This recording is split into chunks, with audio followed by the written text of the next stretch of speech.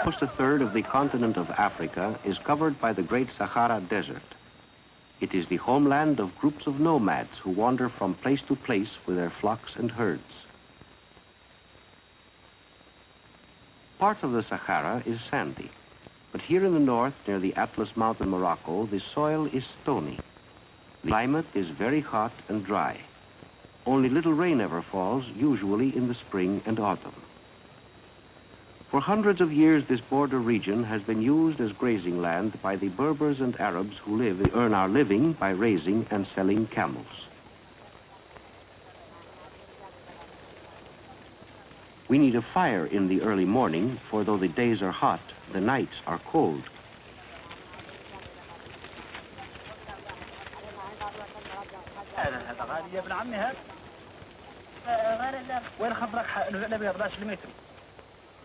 We keep the camels close to our tents during the night and take them out to graze in the daytime. Among our people, a man's wealth is measured by the number of camels he owns. The camel was first brought to the Sahara from Arabia 1,500 years ago. Because they can live without water for a long time, camels are among the very few animals on the desert. They can feed on the thorny plants which grow in the nearly rainless desert because their mouths are tough.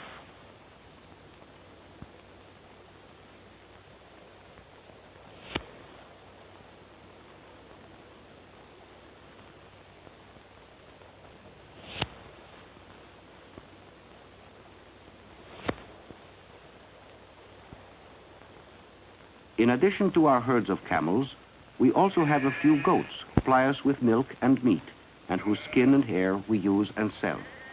They have to climb into the trees to find food.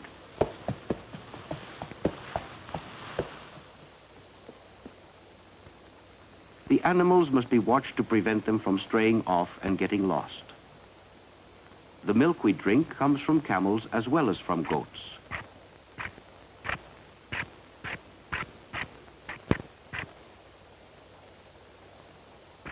Bujma, the son of our chief, like the other boys of our camp, takes his turn at guarding the camels.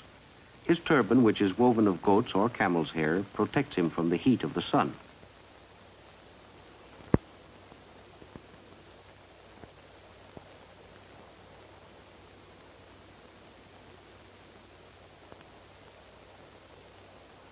For lunch, Bujma has a bowl of camel's milk. He also eats some fresh dates which grow at the few places in the desert where there is enough water.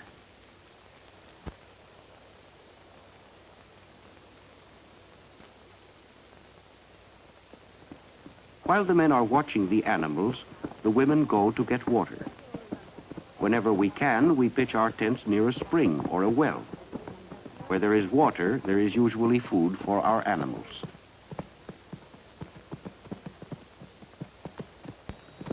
Water is scarce in the desert. Our water supply comes from widely scattered pools.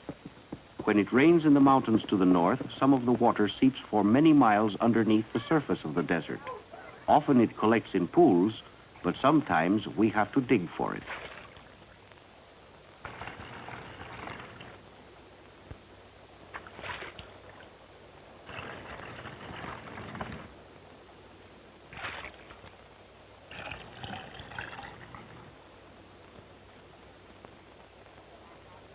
Water is carried in bags of goatskin, which we make ourselves. We use goatskins instead of pottery jars because they are easy to load and won't break when carried on the backs of our animals.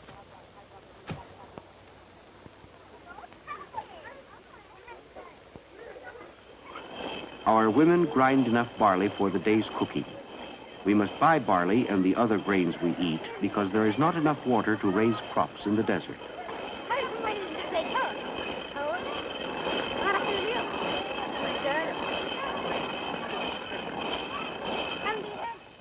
The water skins are hung on wooden racks to make pouring easier.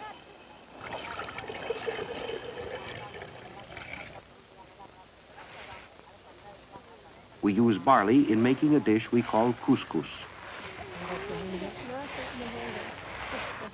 When the coarsely ground grain has been mixed with water, The women put it in a basket which fits into the top of the cooking pot. They seal the basket to the mouth of the pot with flour paste.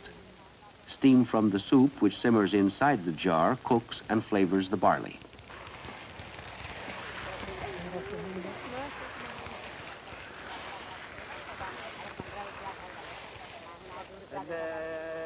Five times a day we bow in prayer, always facing in the direction of our holy city, Mecca. We are Mohammedans and believe in one God for whom our name is Allah.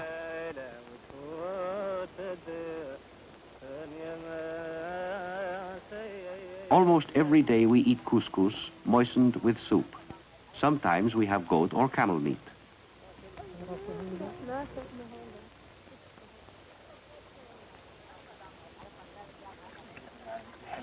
Water is scarce, so we use it carefully in washing.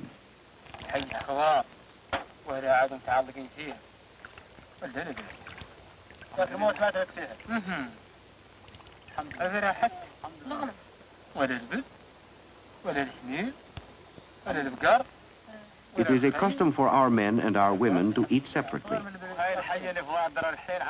The name of the chief of our group is Rahim. The chief always decides where we shall camp and when we shall move on to other pastures.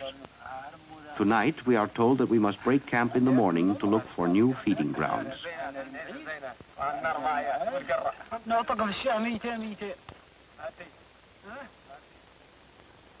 When it rains even less than usual, we have to move 2 or 3 times a week to find sufficient food for our animals.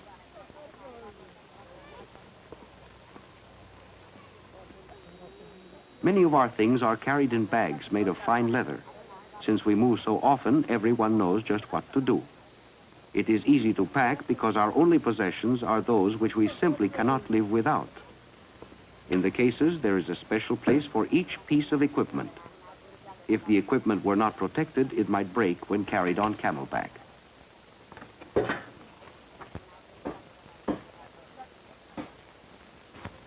Next, the tents come down. They are made of cloth woven from the hair of camels and goats. They are thick enough to protect us against the hot sun during the day, as well as the cold, yet they are light and can be easily moved.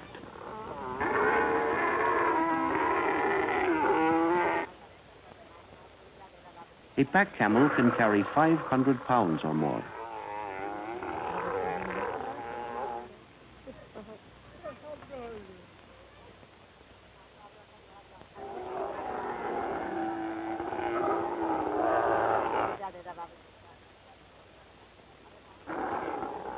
The very young children are loaded on quiet, well-trained camels in a framework that can be covered with cloth to shade them from the hot sun.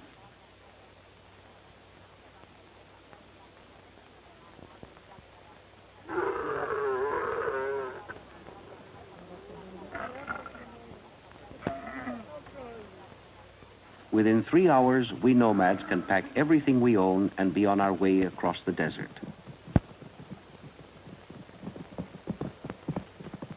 To a great extent, the needs of our animals rule our lives, because even our few camels quickly eat up the plants and grass around each campsite. We do not live in groups much larger than 5 families.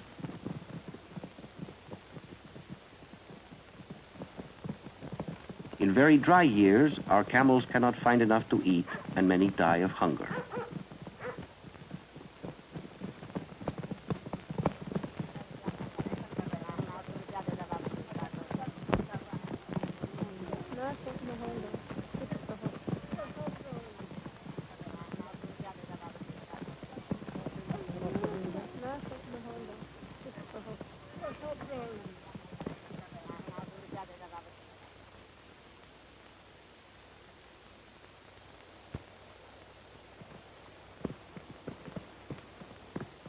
Today, our chief has led us to a place where no one has camped for a long while.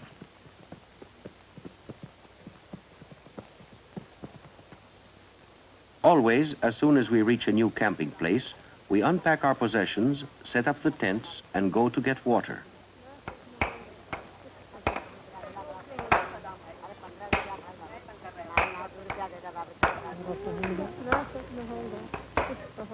When we are on the march, the camels have little chance to eat or drink.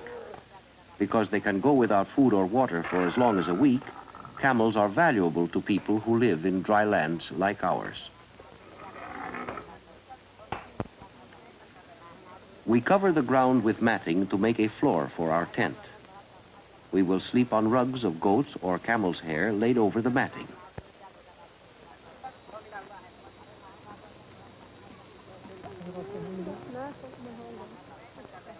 Packed in the bales are our provisions and cooking utensils. As soon as we make camp, the women bake barley bread. They place the dough between hot stones.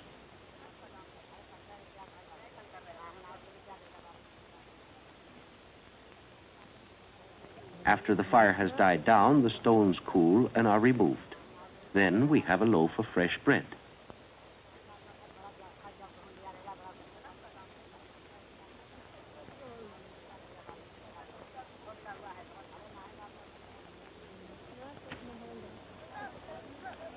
Our children cannot go to school because we are always moving from place to place. Sometimes one of the men will teach the boys and girls a few verses from the Quran, which is the Mohammedan Bible.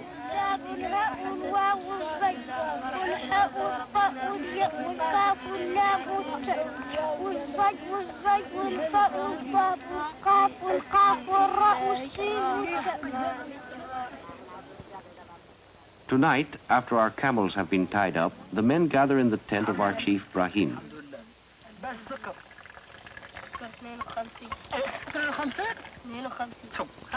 We haven't been to market for a long time.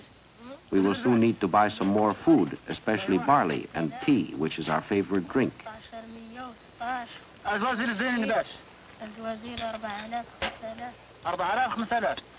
The chief decides that a group of us should go to the city and sell some camels. With the money, we will buy the things we need.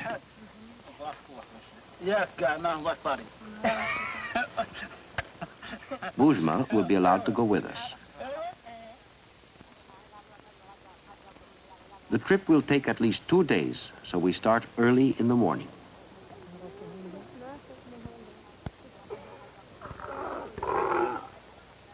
In addition to the animals we intend to sell, we take extra camels to bring back the provisions we expect to buy.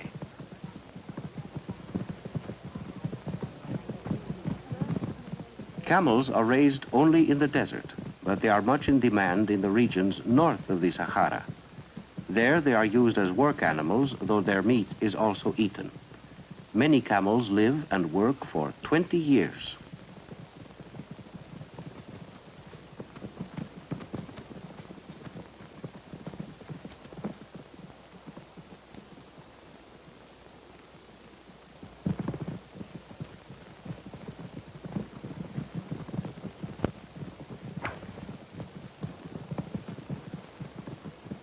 On our way to the city, we will rest for the night at an oasis in the desert.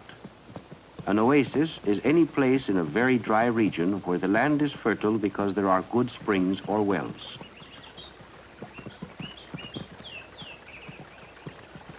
The sight of palm trees is always welcome, for they are a sign that water is nearby.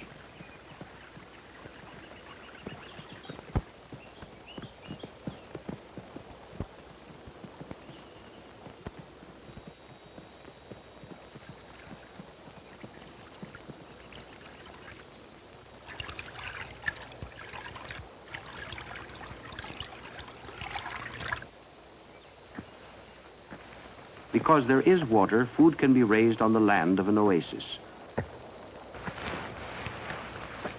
Farmers can live in permanent homes instead of following herds as we nomads do. But even in the oasis, water is not to be wasted.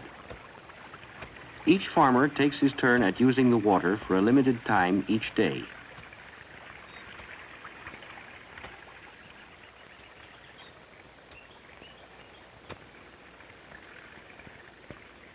As his turn comes, he opens the irrigation ditch into his own fields. We measure the time allowed to each farmer by using a small bowl with a hole in the bottom.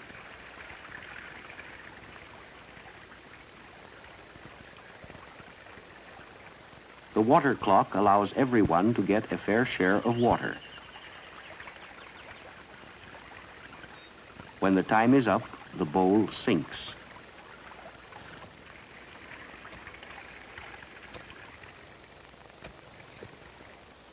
In the oasis, all the land that can be tilled and irrigated is used for crops. Houses are never built on fertile ground. Even the soil between the date palms is planted with barley or maize or vegetables. The palms themselves produce big clusters of dates. Because our ancestors once protected the oasis from robbers, we nomads, by an ancient custom, are entitled to all the dates that the growers are unable to sell.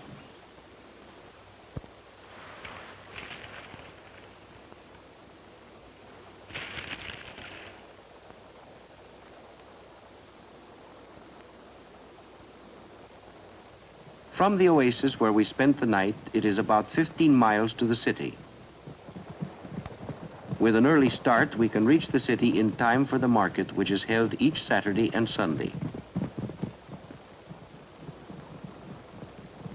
This old city at the northern edge of the Sahara is called Glamine. In ancient times, it was a crossroad for traders from Morocco on their way south. Today, Glamine still attracts nomads from great distances, for it is the most important camel market in Morocco.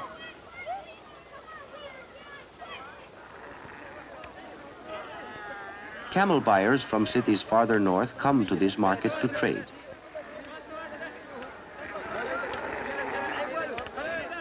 Inspecting a camel's teeth helps to tell how old it is.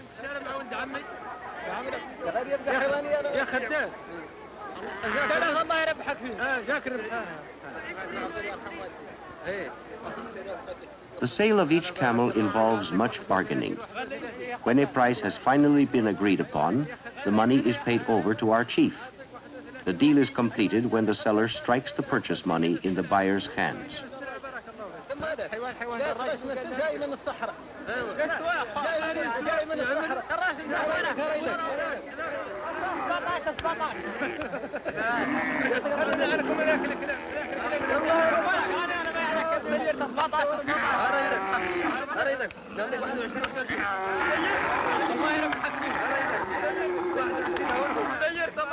Because the man who has bought our camels is anxious to sell them as quickly as possible, he will take them to northern Morocco by motor truck.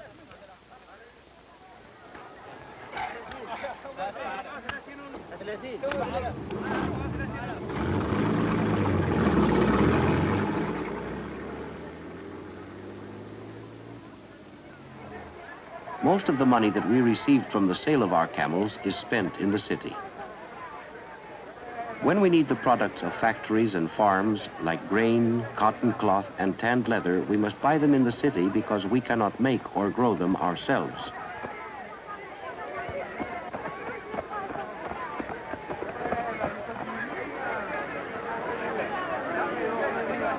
Brahim and Boujma inspect the various kinds of tea for sale. Tea comes to the desert markets from China and other faraway lands.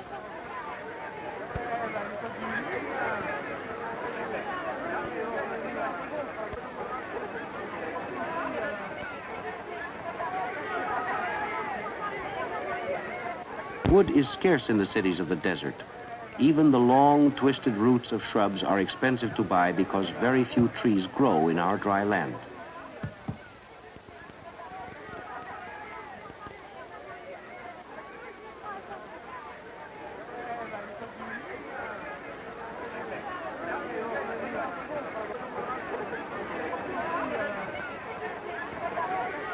The barley sold in the grain market is grown on oases or on farms farther north of where we live. The merchant's grain may be plump or shriveled, depending on how well it was watered by rain or by irrigation in the field where it grew.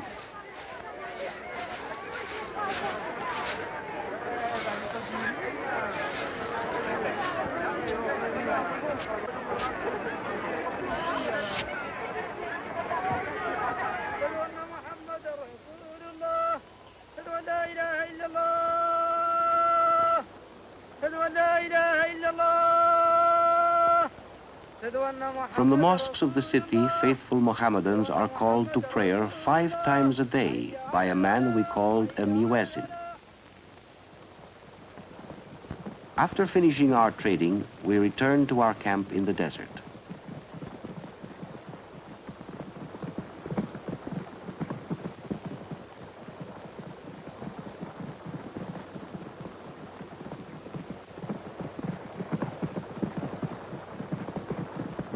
It is a rare man among us who would change places with the traders of the city or the farmers of the oasis.